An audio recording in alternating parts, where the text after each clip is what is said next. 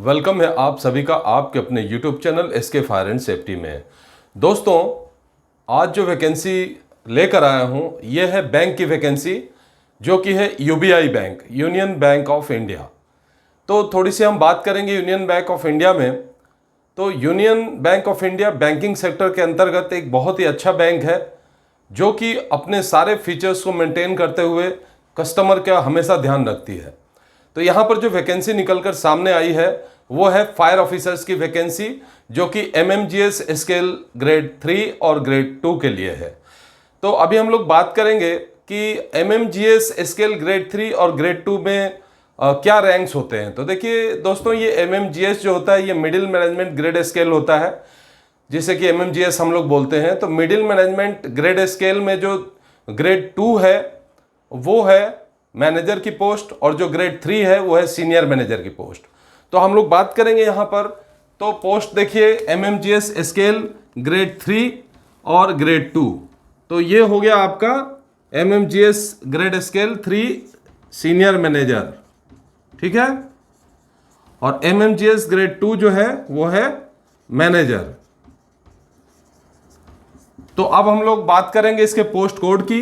तो जो post code है वो है S102 सीनियर मैनेजर का, और S103 जो है वो मैनेजर का है। बात करेंगे कि वैकेंसी कितनी है। दोस्तों, वैकेंसी जो टोटल है यहाँ पे 395 पोस्ट है ऑल कैडर्स में। All cadres means specialist officers, law officer, architecture officer, fire officers, ये जितने भी ग्रेड्स हैं इसमें 3 प्रकार के ग्रेड्स हैं।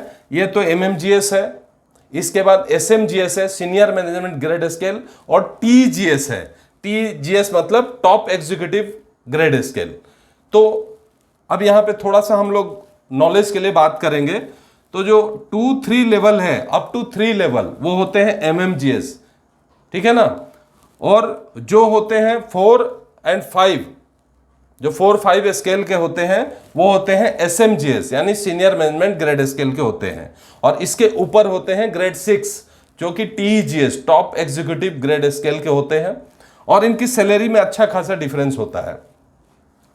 तो एमएमजीएस का जो रैंक होता है आपके सामने, जैसा मैंने बताया, सीनियर मैनेजर, मैनेजर। लेकिन यही अगर एसएमजीएस हो जाएंगे सीनियर मैनेजर ग्रेड स्केल में, तो वो हो जाएंगे चीफ मैनेजर, एजीएम रैंक वगैरह हो जाएंगे, ठीक है। Assistant general manager, chief manager, वो हो जाएंगे एसएमजीएस, जो कि ग्रेड 4 और 5 के होते हैं। और फिर जो टॉप एग्जीक्यूटिव ग्रेड स्केल है टीजीएस, उसमें आते हैं लेवल 6, यानी कि ग्रेड 6 मतलब डीजीएम रैंक के, डिप्टी जनरल मैनेजर, ठीक है ना, उनके ऊपर जनरल मैनेजर वगैरह। चलिए, तो अभी हम लोग फटाफट बात करेंगे कि इसमें कंप्यूटर साइंस ब्रांच वाले, आईटी सेक्टर वाले, इंजीनियरिंग, आर्किटेक्चर, है ना, लॉ, सीए, चार्टर्ड अकाउंटेंट वगैरह सबकी पोस्टें आई हुई हैं। टोटल 395 पोस्ट है। अगर आपको और डिटेल जानना है तो बायो में लिंक दे दूंगा, लिंक जाकर आपसे रिलेटेड जो भी है आप उसमें देख सकते हैं। क्योंकि देख दोस्तों, मेरा मकसद है कि हमारा जो भाई है कोई भी बेरोजगार ना रहे। जो जिसने क्वालिफिकेशन हासिल किया है उस क्वालिफिकेशन के अंतर्गत उसे जॉब मिल जाए, ये मेरी सोच है। इस वजह से मैं ये वीडियो बनाता रहता हूं। अदरवाइज मैं खुद एक फायर ऑफिसर हूं और सैलरी की मुझे ठीक ठाक है, कोई ये नहीं है। तो इसलिए क्या है, मैं अपने भाइयों के लिए ही वीडियो बनाता हूं। चलिए, तो अभी हम लोग बात करेंगे। तो टोटल जो पोस्ट रहने वाली है फायर ऑफिसर स्केल में, वो सीनियर मैनेजर स्केल की 2 पोस्ट आई हुई है। सीनियर मैनेजर स्केल की पोस्ट 2 है, जो कि एक यूआर की पोस्ट है और एक ओबीसी की पोस्ट है, ठीक है। और जो मैनेजर की पोस्ट आई हुई है वो है 3, जिसमें कि यूआर की 1 पोस्ट है, ओबीसी की 1 पोस्ट है, और एससी कैंडिडेट्स की 1 पोस्ट है, ठीक है। चलिए, अभी हम लोग इसका बात करें कि ये एडवर्टाइजमेंट आई कब और इसका आवेदन कब से शुरू हो रहा है। तो देखिए, इसका ऑनलाइन एप्लीकेशन स्टार्ट हो चुका है 21 जुलाई 2026 से। क्लियर? 21/7/2026 को रात 12 बजे से चालू हो चुका है, और लास्ट डेट इसका रहने वाला है 8/26 को रात को 11:59 तक, यानी कि 10 अगस्त 2026 इसका लास्ट डेट रहने वाला है, ठीक है। चलिए अभी हम लोग बात करेंगे एज की। तो इसका एज कितना रहने वाला है, तो जो सीनियर मैनेजर लेवल का जो स्केल है उसके लिए रहने वाला है कम से कम 25 साल से ज्यादा है ज्यादा 35 साल, ठीक है। और जो मैनेजर स्केल के हैं उनका रहने वाला है 25 साल से लेकर 30 साल तक, ठीक है। अभी एज की हम लोग बात करें तो एज का कट ऑफ डेट क्या रहेगा, तो वो रहने वाला है 1 जुलाई 2026, ठीक है। 1 जुलाई 2026 को इस 35 साल से ज्यादा और 30 साल से ज्यादा आपको नहीं होना चाहिए। हम लोग बात करेंगे इस एलिजिबिलिटी क्राइटेरिया की कि इस पोस्ट को फिलअप करने के लिए हमारे पास क्या क्या एलिजिबिलिटी क्राइटेरिया होनी चाहिए। तो देखिए एलिजिबिलिटी क्राइटेरिया जो है वो सिंपल भारत का नागरिक होना चाहिए या नेपाल भूटान का नागरिक होना चाहिए। साथ में जो क्वालिफिकेशन है यहां पे आप ध्यान दीजिएगा, क्वालिफिकेशन क्या है, फायर की क्वालिफिकेशन बहुत तरह की है, क्योंकि फायर में अभी तक बहुत जगहों पर एक रूपता नहीं है, कई तरह के सर्टिफिकेट दिए जाते हैं, कई तरह के डिग्री डिप्लोमाज हैं। तो उसी में इसलिए हम लोग क्या करते हैं कि यहाँ पे थोड़ा सा क्वालिफिकेशन पे ध्यान दीजिएगा। यहाँ जो मांगा गया है वो है B fire from NFSC Nagpur, National Fire Service College Nagpur से बी फायर होना चाहिए। और यानी कि अगर ये नहीं है तो आपको B BTech in safety and fire engineering field में होना चाहिए, ठीक है। अगर ये भी नहीं है तो और आपके पास B BTech fire technology and safety engineering में रहना चाहिए। अगर ये भी नहीं है तो आपके पास उसका समकक्ष यानी कि equivalent 4 year degree in fire engineering रहना चाहिए। अगर वो भी नहीं है तो आपके पास अगर 4 ईयर जो डिग्री है इन फायर सेफ्टी में है तो भी चलेगा, नहीं तो अगर आपके पास ग्रेड आई है तो भी चलेगा। दोस्तों यहां पर ध्यान दीजिएगा कि जो ग्रेड आई है वो कई जगहों पे खत्म किया जा चुका है, लेकिन बैंक ही एक ऐसा सेक्टर है जहां पे अभी ग्रेड आई को कंटिन्यू रखा गया है, ठीक है। तो जिन्होंने ग्रेड आई किया हुआ है वो लोग भी इसमें आवेदन करने के पात्र हैं। लेकिन अब यहां पे ध्यान दीजिएगा कि आप लोगों को एक्सपीरियंस भी मांगा गया है, उसके बारे में मैं आगे बात करूंगा। तो अभी क्वालिफिकेशन खत्म नहीं हुआ है, और यानी कि इसके अलावा अगर आपने डीओ कोर्स कर रखा है, आपको सबको पता होगा जो इन सर्विस कैंडिडेट हैं वो सब ऑफिसर कोर्स स्पॉन्सर करता है department, then STO course sponsor करता है, देन डीओ कोर्स स्पॉन्सर करता है। तो आपको डीओ कोर्स अगर आपने एनएफएससी नागपुर से कंप्लीट किया हुआ है, सर्टिफिकेट मिला हुआ है, तो भी आप एलिजिबल हैं इसमें आवेदन करने के लिए। लेकिन उसमें एक चीज है कि एज ए एसटीओ यानी कि स्टेशन ऑफिसर में आपको 3 साल का सर्विस पूरा हो जाना चाहिए। कब आपको डीओ कोर्स सर्टिफिकेट के साथ में एसटीओ यानी कि station officer, as a station officer आपको 3 साल का अनुभव प्राप्त रहना चाहिए, यानी एसटीओ रहे हुए आपको 3 साल हो जाना चाहिए। किसमें? Public sector undertaking, government, semi government या किसी लार्ज इंस्टीट्यूशन में आपको एज एसटीओ रैंक रहना चाहिए। क्लियर? तो अब आप लोग क्लियर हो गए कि एलिजिबिलिटी क्राइटेरिया क्या क्या है। तो दोस्तों ये थी क्वालिफिकेशन। इसके अलावा मैं बात करूंगा एक्सपीरियंस की। तो मैनेजर स्केल में अप्लाई करना चाहते हैं तो आपको as a 6 years fire officer का एक्सपीरियंस रहना चाहिए। कितना? 6 साल एज ए फायर ऑफिसर आपको काम करते हुए होना चाहिए। किसमें?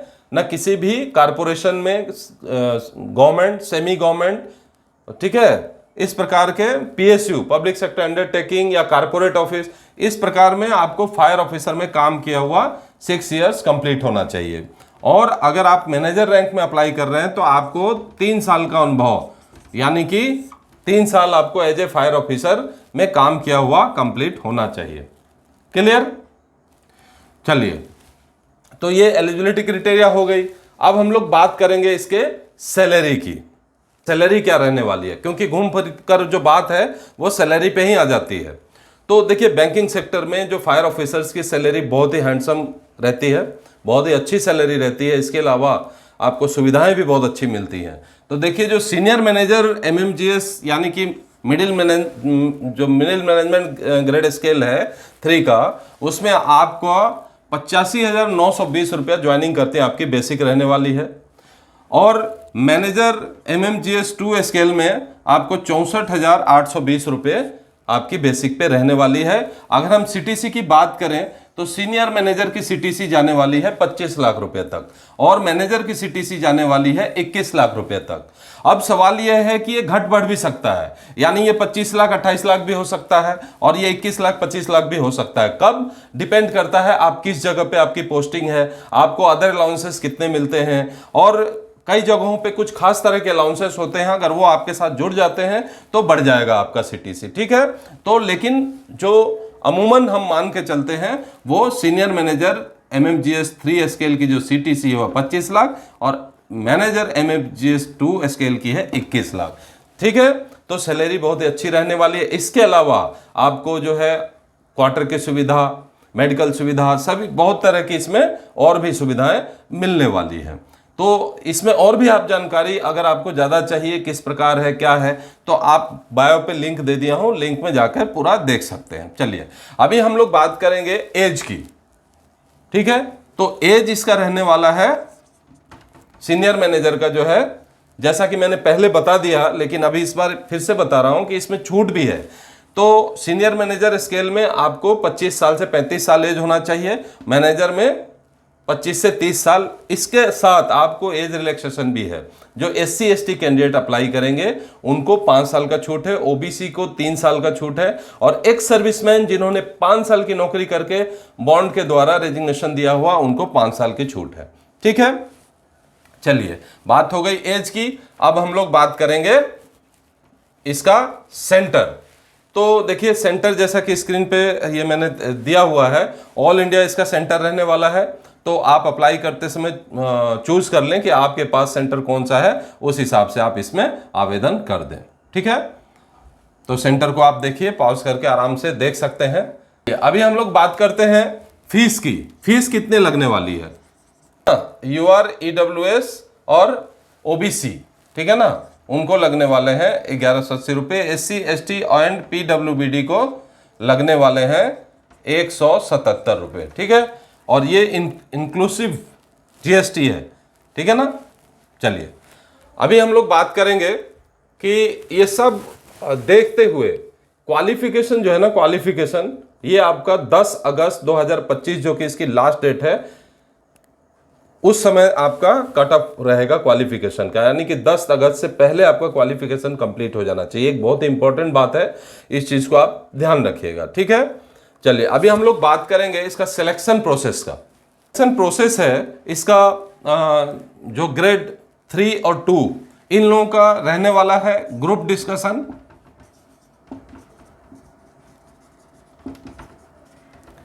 अच्छा, ऑनलाइन रिटेन भी रह सकता है। ठीक है, ऑनलाइन रिटेन,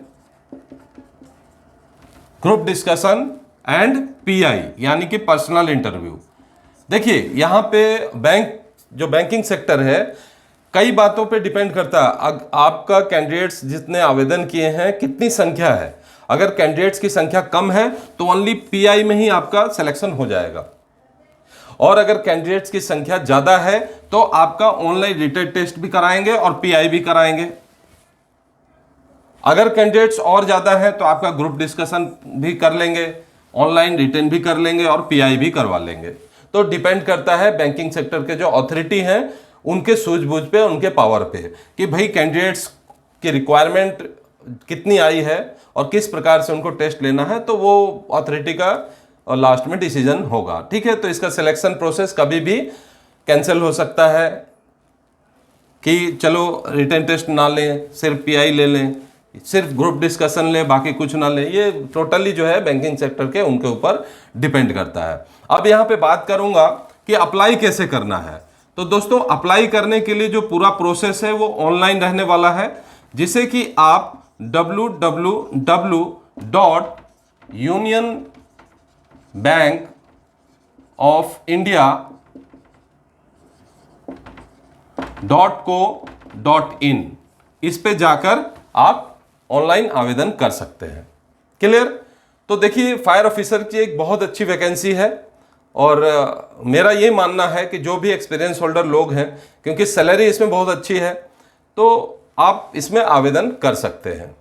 इसी प्रकार और भी जो फायर एंड सेफ्टी से रिलेटेड वैकेंसियां हैं और भी दूसरी वैकेंसियां हैं, उनके बारे में जानने के लिए आप मेरे चैनल को लाइक शेयर सब्सक्राइब जरूर करें और हाँ, बेल आइकन बटन दबाना ना भूलें, जिससे कि मेरा कोई भी वीडियो या कोई भी नोटिफिकेशन आप तक अविलंब पहुंच सके और आप उस अवसर का लाभ प्राप्त कर सकें।